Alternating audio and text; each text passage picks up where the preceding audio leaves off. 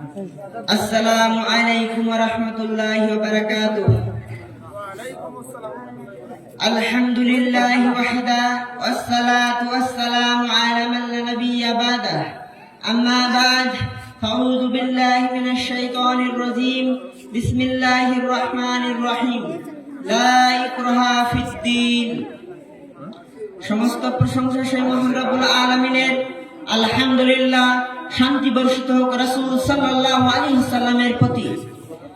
আজকের আঞ্জুমানের সভাপতি সাহেব ও বিচারক মণ্ডলী ও আমার সামনে বসে থাকা শ্রোতা বিন্দু, আজ আমি আপনাদের সামনে যে বিষয়টি নিয়ে আলোচনা করতে চলেছি সেটা হলো ইসলামিক সামাজিক সুবিচার। ইসলামিক সামাজিকের মূল উদ্দেশ্য হলো সমাজে শান্তি এবং সাম্যতা প্রতিষ্ঠিত করা। ইসলামী সমাজের বৈশিষ্ট্য, এই সমাজে মানুষে মানুষে কোনো পার্থক্য নেই। ইসলামী সমাজ ব্যবস্থায় মুসলিম জাতি এবং সম্প্রদায়ের সাথে কোন রকমের বৈষম্য আরোপ করা হয় না। ইসলামী সমাজ ব্যবস্থায় মুসলিম অমুসলিম একে অপরের সাহায্য সহযোগিতায় বসবাস করে থাকে। ইসলাম সবার উপরে আদর্শ কল্যাণমুখী সমাজ প্রতিষ্ঠার সকল ন্যায় নীতি উপহার দিয়েছে। ইসলাম একজন সাধারণ মানুষের উপরেও বেইনসাফি করে না। সম্মানিত উপস্থিতি, সর্বপ্রথম অধিকার প্রদানে সাম্য প্রতিষ্ঠা। ইসলামের দৃষ্টিতে সকল মানুষই সমান। মৌলিক চাহিদা পূরণের ক্ষেত্রে ইসলাম সবার সাথে সমান আচরণ করে থাকে।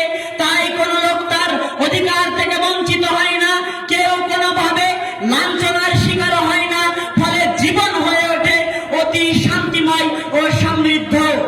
যেমন মহান রব্বুল আলামিন বলেন, ওয়ালা তাকতুলু নাফসাল্লাতী হারামাল্লাহু ইল্লা বিল হাক্কি ওয়া মা কুতিলা, অর্থাৎ আল্লাহ তাআলা তাকে হত্যা করা হারাম করেছে, তাকে তোমরা আইন সম্মত কারণ ছাড়া হত্যা করিও না।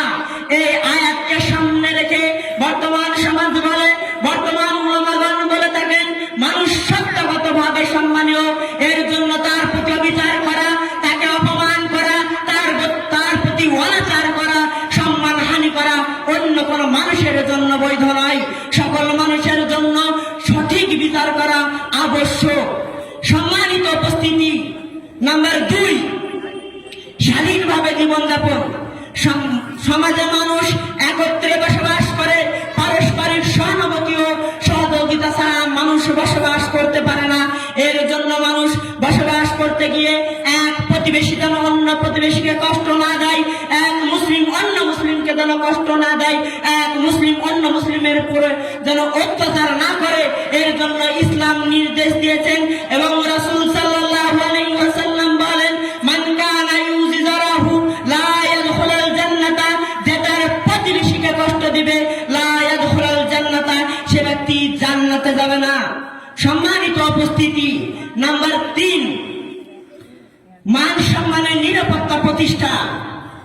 সমাজে মানুষ তার আত্মসম্মান ইজ্জত নিয়ে গৌরবের সাথে বসবাস করতে চায়। ইসলামী সমাজ ব্যবস্থায় মানুষকে তার আত্মসম্মান নিয়ে গৌরবের সাথে জীবনযাপন করা প্রদান করে। সম্মানিত উপস্থিতি, মহান রব্বুল আলামিন মানুষের মর্যাদা এবং শ্রেষ্ঠত্বের কথা ভেবে তার জান মাল বংশধর্মের ব্যাপারে বহু বিধিবিধান দিয়েছেন। যেমন আল্লাহ রাসূল সাল্লাল্লাহু আলাইহি ওয়াসাল্লাম বলেন, আল মুসলিমু আলাল মুসলিমি হারামুন, এক মুসলিমের প্রতি অন্য মুসলিমের জন্য হারাম দামুহু, তার রক্ত, ও মালুহু, এবং তার মাল সম্পদ, ও আরজুহু, এবং তাকে সম্মানহানি করা।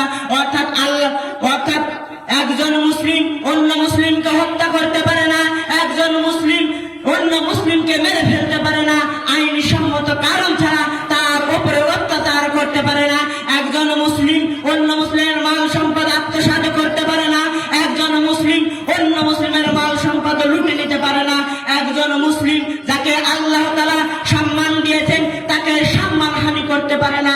সম্মানিত উপস্থিতি, এটাই হচ্ছে ইসলামিক সামাজিক সুবিচার। নাম্বার 4, মত ধর্মের স্বাধীনতাই ইসলাম। ইসলামী সমাজ ব্যবস্থায় মানুষকে তার মতামত ও ধর্মীয় জীবনের স্বাধীনতা দিয়েছে। অর্থাৎ যে যার ধর্ম সে তার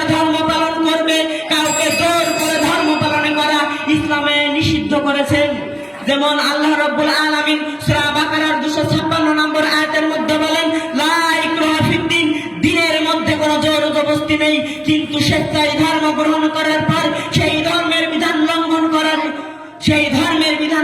করার হুকুম ইসলাম দেয়নি। সম্মানিত উপস্থিতি, এছাড়াও শ্রমিকের মৌলিক অধিকার প্রতিষ্ঠা, নারীদের মৌলিক অধিকার প্রতিষ্ঠা, অসহায় মানুষদের সাহায্য করা এবং রোগীদের দেখতে যাওয়া এবং ভ্রাতৃত্ববোধেও ইসলাম অনেক বড় ভূমিকা রাখে।